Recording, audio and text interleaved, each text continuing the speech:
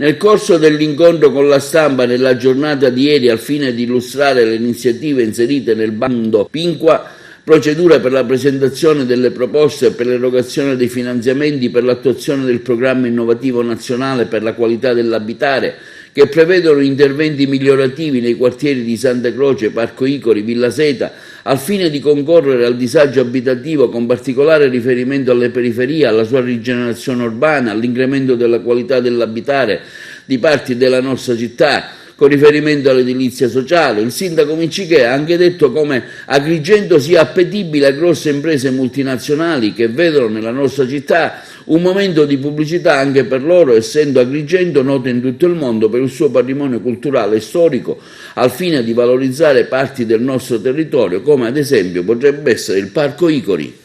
Parliamo del Parco Icori che già dall'indomani del nostro insediamento abbiamo iniziato a lavorarci su, e oltre all'avviso di cui parlava l'assessore di tutto il mondo, abbiamo anche tante altre iniziative da parte di multinazionali che sono interessate alla nostra città. Noi siamo visti da lontano con un interesse particolare. Lo sguardo delle multinazionali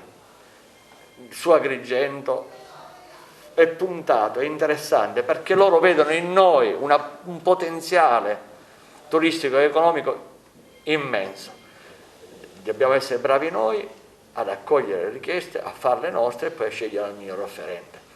Noi per ora siamo più indirizzati naturalmente per le zone che più interessano a noi, ma per la qualità di vita, per gli abitanti, perché siccome con l'ultima legge regionale che è uscita c'è un consumo del suolo zero, cioè non si possono fare in teoria nuove costruzioni, dobbiamo andare a recuperare l'esistente. E quale migliore sito c'è se non il centro storico?